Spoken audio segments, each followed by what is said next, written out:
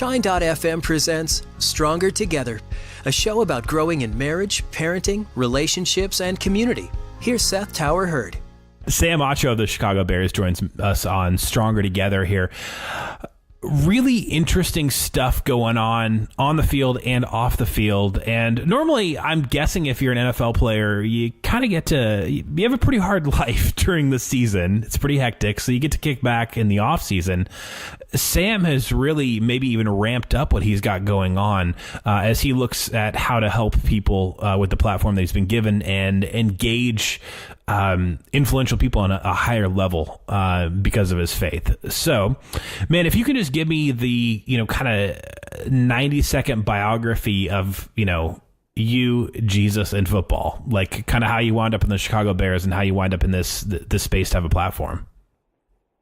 Definitely. That might be more of a 90-minute biography, maybe for the next podcast we do.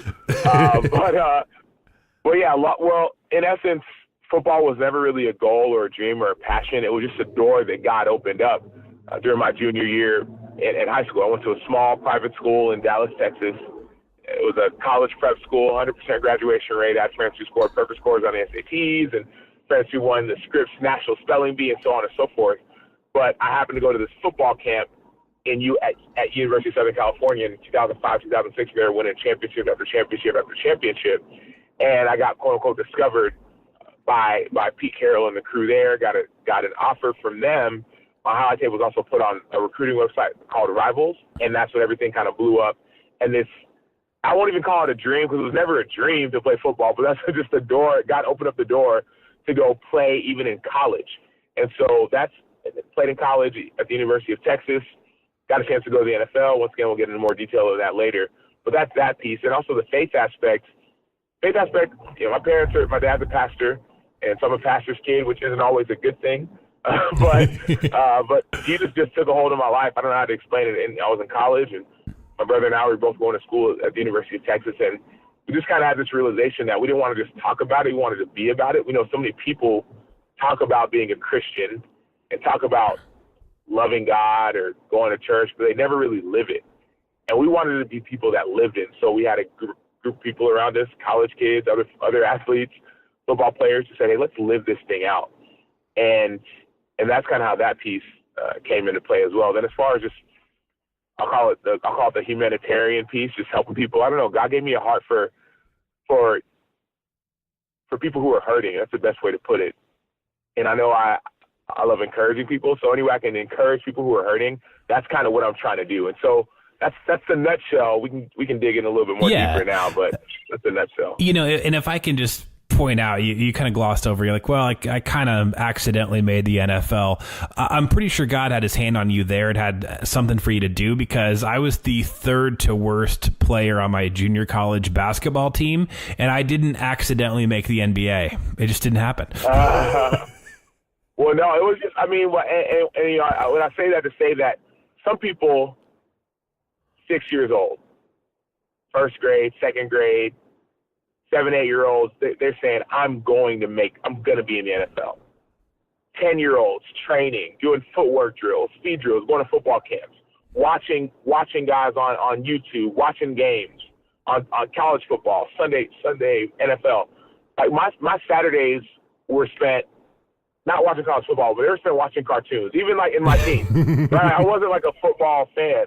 And so when I kind of gloss over, I say that to say it wasn't a plan, it wasn't a goal. And even when I got to the University of Texas, so I'll tell you the story. I go to this football camp at USC. My younger brother, who is a big football fan, he's the first one to play football in our family.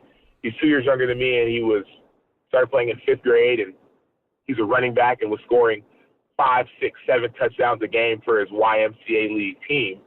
And everyone was cheering for him, and everybody loved him, and they were applauding, and I wanted that. So I said, I'm going to play too, right? That was the only reason. Well, what I didn't realize is that they had certain weight limits and weight restrictions, and I happened to be a bigger kid. I was about 200-plus pounds in 6th grade. Holy cow. It wasn't like a huge yeah, I was what they call it. They call it hefty. I was hefty. 33 Husky was the size I remember wearing like as a kid. It was, I was big. I was big boned. And so I was forced to play offensive line. And anyone who knows football knows that offensive line is the least loved position out of all the positions. The only time you get recognized is when you make a mistake. Holding, personal foul, chop block, etc. And so my first year playing football was miserable. I hated it. I wanted to quit. But I couldn't quit. My parents said, if you're going to start it, you got to finish it. And so I continued playing. And thankfully, the next year I got a chance to play defense. And I started playing football, basketball, track, just doing sports just to do sports. But it wasn't until my junior year, my brother's sophomore year, where we go to this football camp at USC, University of Southern California, where my brother heard about the camp. We show up. We had friends out in California. We were living in Texas. We figured we'd make it a family vacation. We didn't realize that that the camp was an invite-only camp, and we weren't invited. And so I still to this day don't know how they let us in. I think they just saw two larger individuals and said, all right, you guys can come. But it was at that camp where it was a 2-day camp, and I was playing tight end and defensive end. And day one, I went as a tight end, right, catching passes, running routes, and I was average at best. Day two, I go as a defensive end, and I didn't realize how good I was. So to your point of being third string basketball, I didn't realize how good I was. So I was at this football camp, this top 300 camp, the 300 best prospects from the state of California, and I was beating all the offensive linemen in one-on-one drills. And I didn't think anything of it, right? I went to a small school. I usually beat the guys at my small school. These guys, I didn't know anything about them. I didn't even know it was an invite-only camp. I just wanted to win, and so I won. And so as we're going through the drills, we move on to the next drill, and next thing you know, some of the coaches say, hey, Sam, I need you to go back and do these one-on-one drills again. Somebody wants to watch. All right, cool. Like, who wants to watch? Pete Carroll. All right, cool. Like, who's Pete Carroll? Like, that was my, he was the head coach. Who's Pete Carroll? And so Pete Carroll comes back and sees me do the drills. After that, he calls me up to his office along with 5 other guys and tells us that we're the five guys who they like the most, and that they're potentially going to offer us a scholarship pending. There was one more camp they had at the end of the summer, and so they said, we love you guys. We're going to do this one more camp, and we'll give you all a call. And so I said, all right, coach, sounds great. Thank you so much. I was floored. I was honored. I was amazed. But I said, hey, coach, by the way, if you call me in a couple weeks, I'm going to Nigeria because my family would do medical mission work. And so I said, if you call me and I don't pick up, it's not because I don't like you. It's because I have no service. And so lo and behold, 2 weeks later, I'm in the airport and I get a call, and Pete Carroll called to offer a scholarship to USC. And so I actually ended up turning them down because long story short, I didn't want to verbally commit to a school where I didn't know what position I was going to play, and there were some other factors to play into there. So I turned them down. I go to Nigeria. While I'm in Nigeria, word got out that USC had offered, and also word got out that my highlight tape got put on this recruiting website called Rivals. And I come back, and everything changed. That's when this dream, I can't even call it a dream. That's why I say that's when God just opened up this door. Because when I got back, I came back to 50 missed calls, 30-some-odd voicemails from coaches all around the country offering me scholarships, full scholarships to play football in college. And so that's how this whole thing began. And even in college, that's a crazy thing. I ended up going to University of Texas. It was close to home. They didn't pressure me to commit, and so it was kind of an easy decision. But even in college, I didn't really believe that I was going to make it to the NFL. There's so many guys. There's thousands of college football players, and everybody wants to make it. I didn't really believe. But it wasn't until I ran into this mentor, this guy who is a team doctor. His name is Dr. Arthur Webb. He was a team doctor for the Washington Redskins, and he knows a lot of the guys. And he said, Sam, you have everything that it takes. He's a friend of my dad's. We knew our family well. He said, Sam, you're just as big, fast, strong, and you're smarter than all these other guys who play in the NFL. But the only difference between you and between them is that those guys believe and you don't. So you need to start believing. And so a couple of the doors that got open with the belief, and you got yourself an 8-year NFL veteran. And you've actually been up for the what's called the Walter Payton Award. It's the for outstanding service off the field because of the medical mission stuff that your family's done in Nigeria. But really, I feel like this year has really been the year that a lot of people have kind of learned about what you're doing, because you found this third way through the NFL debate. And I even, when I say that phrase, the NFL debate, it does make me sad that like we almost have nothing as a culture where we can just come together as neighbors and kind of have something fun. And TV and sports used to be that, and now even those things, like we're finding ways to make them divisive. But you took this, this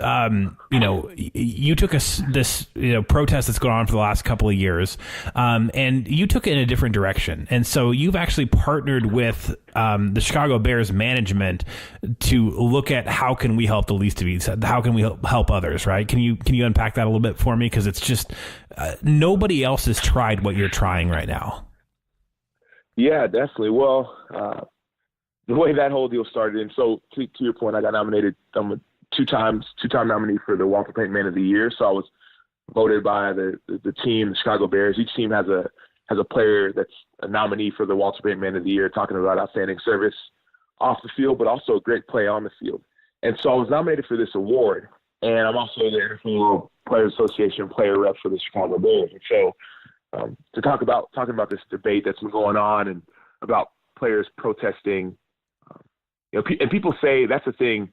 If people say that players are protesting the flag or during the national anthem, but in all reality, because I went back and I looked at it, I said, what was Colin Kaepernick? He's the guy who kind of started the protest, and I went and looked back at his interview. I said, what was Colin Kaepernick really protesting? And in all reality, he was protesting police brutality and the killing of unarmed, black men in America, right, by the police. And so I think some of that got a little co-opted by media, people in politics, or what have you. But anyways, long story short, things kind of came to a head earlier in the season, right? We talked, Seth, about football or sports being almost a safe place where you can get your mind off of politics and get your mind off of stuff that's going on in the world. It's almost freeing, right? Entertainment. Well, there's a point I guess, of contentious debate early in the season. It was actually week 3 when a lot of players were really, really upset when they heard the President of the United States make comments about players taking knees. And so essentially it was implied that players should be cut if they take knees, right? If they're taking a knee during the national anthem, they should be cut. They should be fired. Owners shouldn't have them on the team. And so you can only imagine how some players may have felt, right, wrong, or indifferent. You can only imagine how some players may have felt hearing some of these comments, right? And so a lot of players were up in arms. They were upset, and guys wanted to do something. I had a lot of good teammates who said, man, I know why Colin Kaepernick's taking a knee, and I haven't done anything. Well, now's the time I'm going to do something. I'm going to stand up. I'm going to say something. Ownership saying, especially in Chicago, saying, guys, I feel where you're coming from, but this is the Chicago Bears. We play at Soldier Field. I mean, like, come on. And so there was almost these two sides that were at odds. And for some reason, once again, God just picked me to be in the middle. So I remember walking out of, it was Sunday, I believe Saturday night, I guess it was September 22nd. Walking out of our team chapel, which is right before our team meeting the night before our game against the Pittsburgh Steelers. And I walk out of chapel, I'm heading into the meeting, and I'm met by George McCaskey, who's the owner of the team, chairman of the Chicago Bears. His mom is the owner of the team. So George McCaskey, Ryan Pace, who's the general manager, and John Fox, the head coach. So the trifecta, and then me. And I'm like, okay, I think I just got cut. I think this is my last day.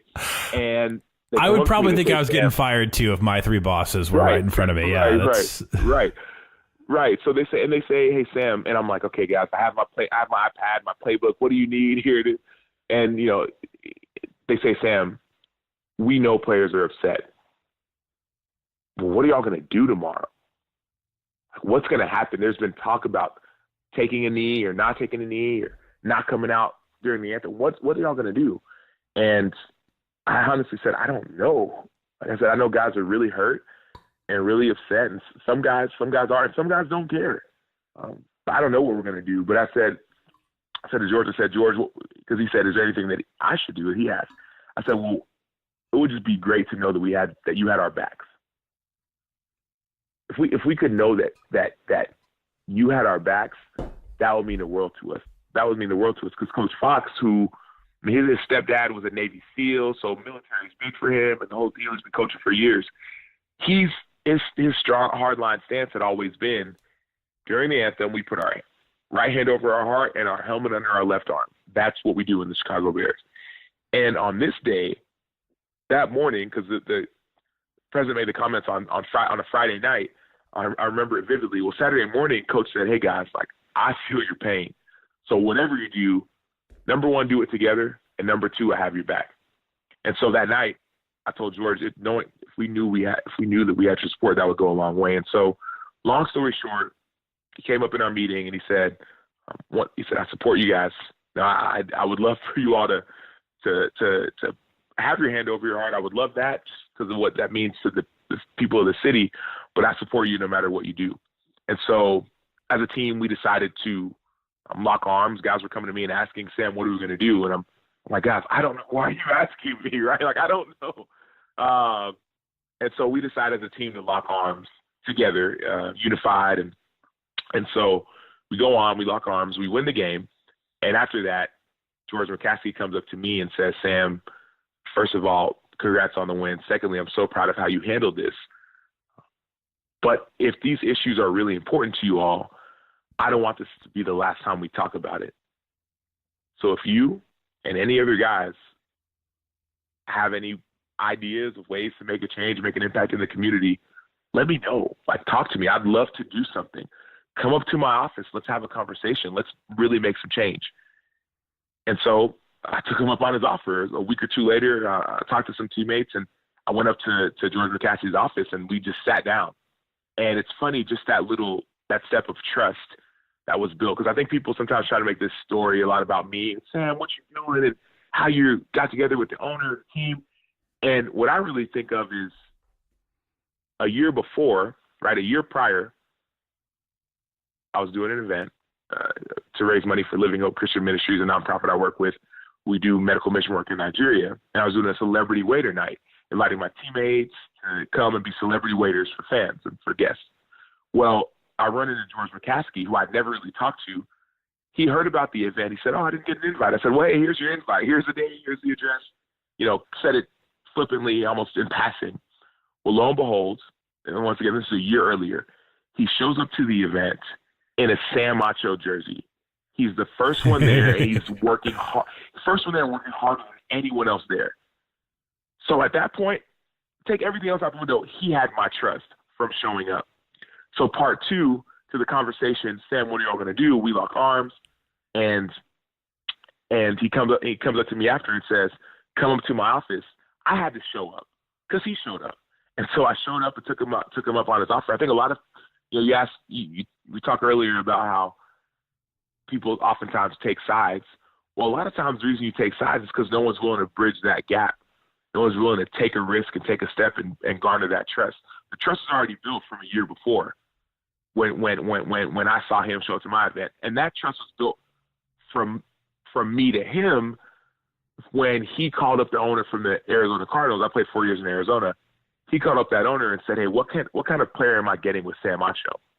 And Michael Bidwell said, you're going to get a great guy, a guy who cares about the community, cares about people, cares about the team, loves the game, knows how to play football, is a great football player, right? So that trust was built from before I even set foot in the city of Chicago. And so all of what we were able to do, which we'll get to in a second, was built based off of trust. And so fast forward, I go up to his office and I say this, I say, George, I talked to some guys and, we have some ideas, but one thing that I really believe is that I believe that change isn't made based on conversation alone. I believe change is made based on experiences. So I believe we should experience some things together. So he said, all right, what do you have in mind? So I posed 3 ideas. One was a police ride-along, which actually George had some connections with the police. So police ride-along in District 7, the most dangerous part of town. So to see what police go through. That was part 1. Part 2 was to go to a prison in Illinois, the Kewanee Reentry Facility, prison in the state of Illinois, that we wanted to go and visit to see what it's like on the other side of the law. And the last piece, part 3, was I wanted to go to a Lecrae concert. Lecrae is a rapper who loves Jesus, and he's been talking about these issues for years. And I wanted to go to, I love Lecrae, so he had a concert. I said, I'd love if you could come with me to the Lecrae concert. And hopefully we'll get a chance to talk with him after and talk about some of these issues. And to each and every one of these requests, George's immediate response was, what's the date? And I'm in. And if I can just do a quick recap here. By the way, this is Stronger Together with Sam Acho of the Chicago Bears. Those things happen because because you followed Jesus and didn't act like a moron and didn't screw your life up and weren't a prima donna, year after year after year. Is that okay to say? That, not every athlete or not every celebrity acts that way. You didn't go wreck your Ferrari and, get on TMZ. And so when you got in the spot where you had a chance to make a difference, everything was going your way. Yeah, and that's part of it. But I think another part too is because you can't discount what God can do, right? Like he uses the weak to shame the strong. So for the people who have wrecked their Ferraris and have made some bad decisions, I just think about Paul, right? Or really Saul, who was essentially murdering people who said that they followed Jesus, right? Like he would be that typical athlete. Oh, what are you doing? On TMZ every day, like. And God used him. And so part of me says, yeah, a lot of this is based off of me trying to, I guess, do things the right way. But it's no more than me just trying to days by day be a better follower of Jesus. And I fall short day after day after day. Like let me not go through this interview without saying that I fall short often. But by the grace of God, I have family, friends, pastors, mentors who keep me accountable and who say, hey, Sam, don't just talk about it, let's be about it. And so I think more than just saying that I'm a guy who's just lived this perfect life, because it's not accurate. It's more of God using someone who, quite frankly, doesn't deserve it, but who's just a guy who's saying yes, God, yes, right? I'm going to show up. This guy offers, I'm going to show up. A bunch of people wouldn't even say yes. They say, this is the owner of the team. He's a 60-something-year-old white guy. He could care less about me and my struggle, where I'm from. It's like, no, I'm going to show up, right? He's made in the image of God just like me. He has his faults and failures. I have mine as well. I saw it as an opportunity more than a risk. And so yeah, I think God uses – so I heard a mentor say this, a guy named Jeff Goki, who was a pastor when I was in Arizona and when I was playing with the Cardinals. And he's a friend of mine, mentor of mine, and he said this. He said, God shows up on the other side of risk. And I'll never forget that. I was with him and another guy named Mike Bahati, another friend of mine when I was with the Cardinals. He said, God shows up on the other side of risk. And so I think a lot of times people are afraid to take risks because you might mess up, or it might not work, or it might fail. But I think the better way to think of it is realizing that I'm going to take this risk, and I believe that God's going to show up and make me right. I love the football analogy. So I play outside linebacker for the Chicago Bears, and we have a couple different defenses where things aren't always black and white.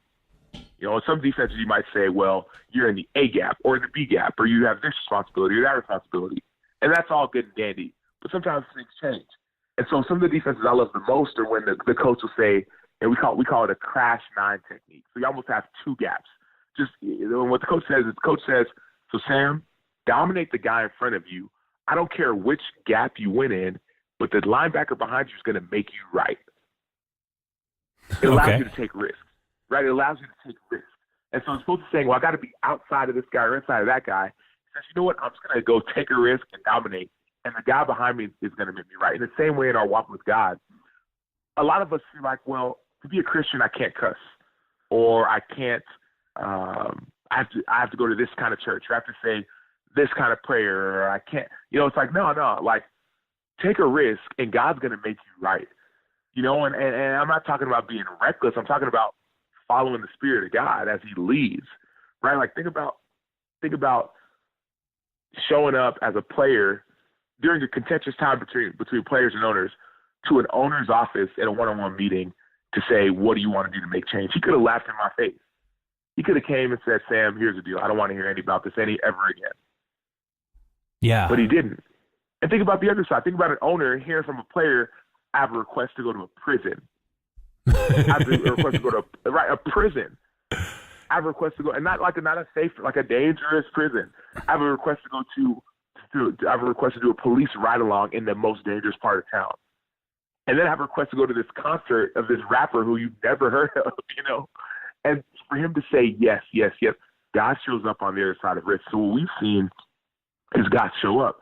And God's built this really cool relationship to where after those 3 events were finished, I expected it to be a deal where we shake each other's hands and he says, hey, Sam, thanks for the experience. It was fun. Good luck in the season. As soon the last event was the Lecrae concert. As soon as that concert ended, George McCaskey looked at me and said, Sam, that was great. What are we doing next? Wow. And once again, I said, I don't know. Let me get back to you. Right? But so we planned some other stuff. So since then, we've done some events on the west side of Chicago, which is another dangerous part of town. I think now the west side is more dangerous than the south side of Chicago. We've done an event there with an organization called Build.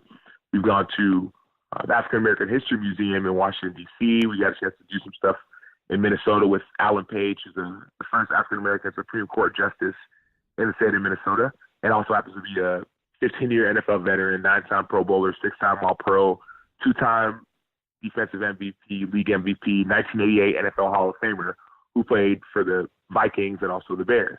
And we got a chance to visit him and learn from him and see his African American history exhibit called Testify that was open during the Super Bowl. And so, and he invited me to the owner's party, the Roger Goodell's owner party. That's another deal, right? I'm the NFL player rep for the NFL Player Association, the union. I'm the union rep for the team. Then you got the owner and the ownership. I was invited to Roger Goodell, the owner's party for all the owners, right?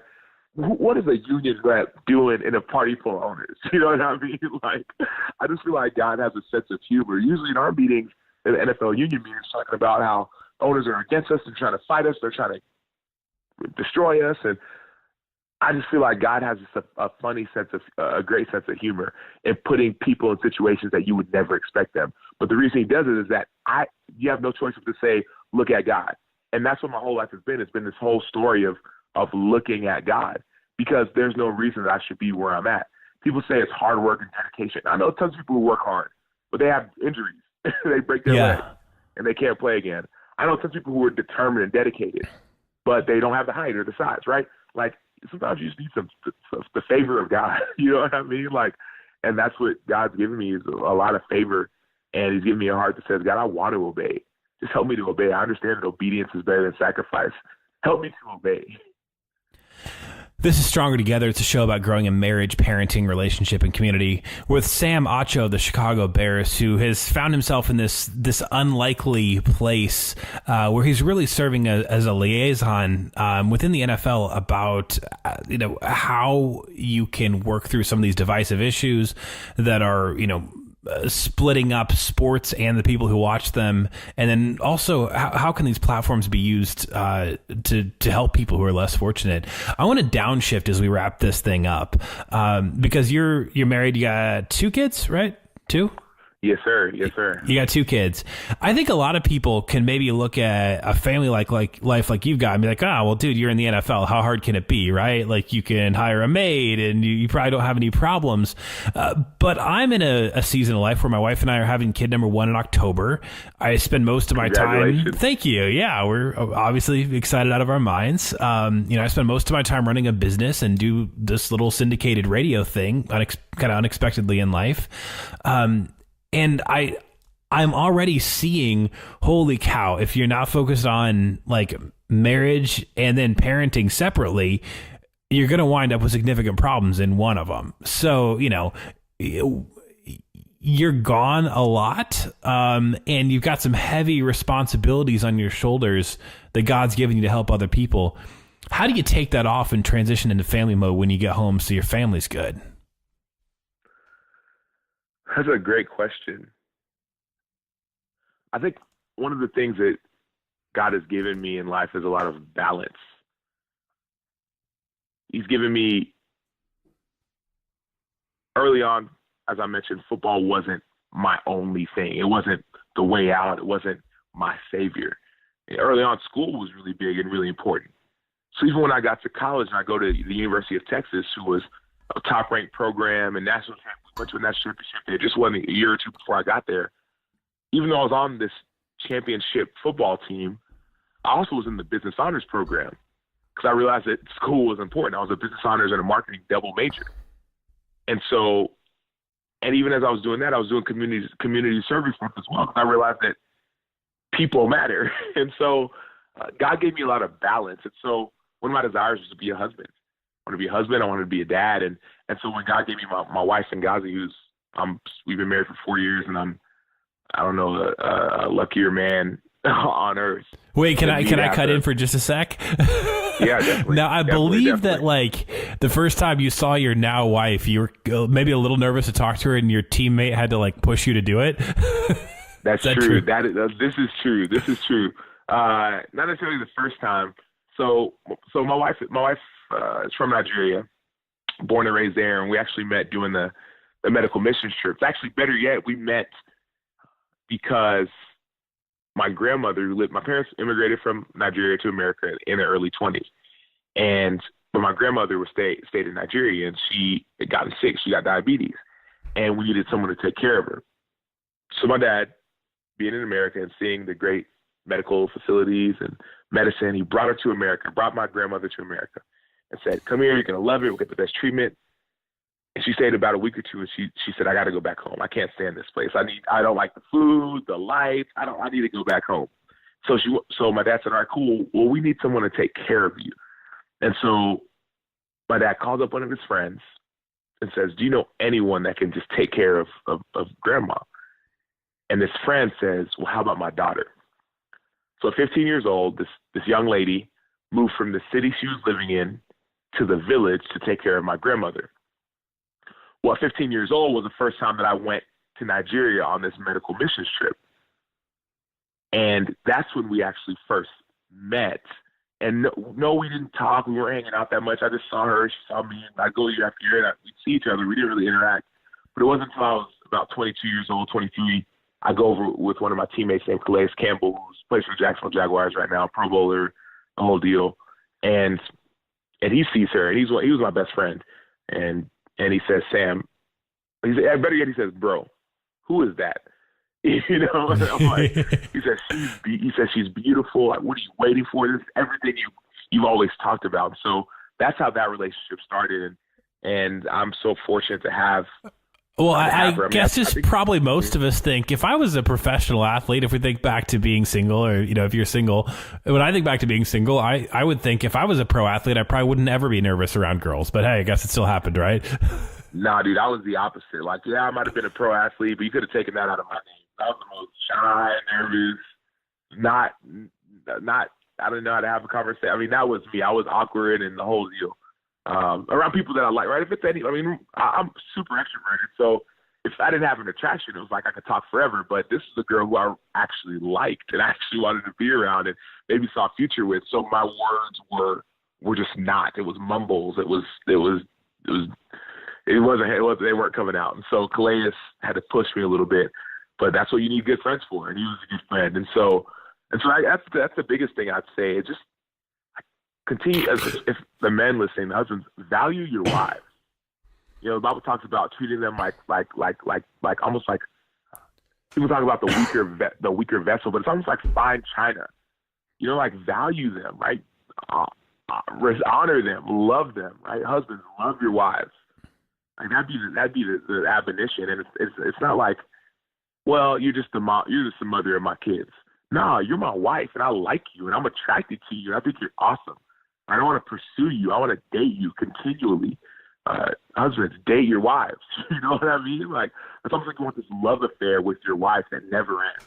And that's the thing I think that people forget about often when you go through the day-to-day deals with marriage. And you talked earlier about getting busy. It's like, I love my wife. Like, she's my best friend. Like, she really is. I love hanging out with her. And so sometimes I have to learn how to say no to certain things, but also realizing that saying no to certain things is really saying yes to her. And so that's just about being a husband. That's the biggest thing that I've learned, just loving her and pursuing her and doing the things I did when we were dating, taking her out on a date night once a week. My parents have been married for 36 years, and they still do a date night once a week. Every Friday night is date night. Every week. This is stronger. Every week, 36 years. Yeah. So that stuff has been instilled. Yeah. It's Stronger Together. This is a show about growing a marriage, parenting, relationship, and community. Been lucky enough to have Sam Acho of the Chicago Bears join us. Last question as we go out here on the parenting thing, right? Obviously, your parents did a good job with you because you weren't caught up in like the trappings of like, well, I'm going to be famous one day because I'm going to be a football player or something like that. You seem to have had just a really healthy upbringing. So what are some of those things that you had when you were a kid, and also you're a pastor's kid and you, you grew up to be a healthy adult. So what kind of faith and practical things did you see that your parents did that you want to do? The only word that comes to mind, I guess 2 words, but the first word that comes to mind is discipline. The second word that comes with that is also love. And here's what I mean by that. So I guess I got to start with discipline first. I think we live in a day and age where parents are almost afraid to discipline their kids just because of the cultural norm. But I think about the discipline that I received. My parents bringing out the belt, like, hey, son, like, you better get correct. You know what I mean? Like, I remember my junior year, I'd just gotten all these offers from all these schools. So going into my senior year and was going to go play football in college. And I remember I got a C in one class. And I hadn't got a C before at that point because education was huge in our family. I had a C, it was around midterm time, and, still had time to turn it around. I showed my dad the grade. He said, son, I will take you out of football if this C doesn't become a B or an A. I said, Dad, I'm about to get a scholarship. I have scholarships lined up to all these big schools. I'm about to go commit for full ride. I will take you out of football if this C doesn't turn into a B or an A. We do not play around with education in the Acho household. So discipline. Right? When I make mistakes as a young man, you need to be disciplined. It's like we long for it. We don't necessarily we don't like it, quote unquote, but we long for that. Even that's the great thing about football. And we want to be coached. Players want to be coached. You don't want obviously, you don't want to feel like you're being restricted, but you want to be coached and pushed to new limits. And I think that's what the biggest thing I think about when I think about my parents is the discipline that they instilled in us. But that discipline was also coupled with love. Every game, whether it's a basketball game, football game, soccer game, when we were little, track meet, parents were there. My dad was there, and they worked full-time jobs. My dad worked a full-time job. He would make sure he was at every game. He has this saying. He says that rules without relationship equals rebellion. That's my dad. Dr. Sonny Acho has this saying. Rules without relationship equals rebellion. And I think about these rules that they had, but they coupled it with relationship. And I think a lot of times as parents, we miss one, if not both of those, of the sides of the coin. We have no rules. Say, oh, kids, do your thing, you'll be fine. Or we have no relationship. We say we let them do their own. We have rules, but we just don't develop a relationship. You need both. And so that's the thing that I'm learning as a dad. Rules. I have a 3-year-old and a 1-year-old. Rules, but also relationship is just as important.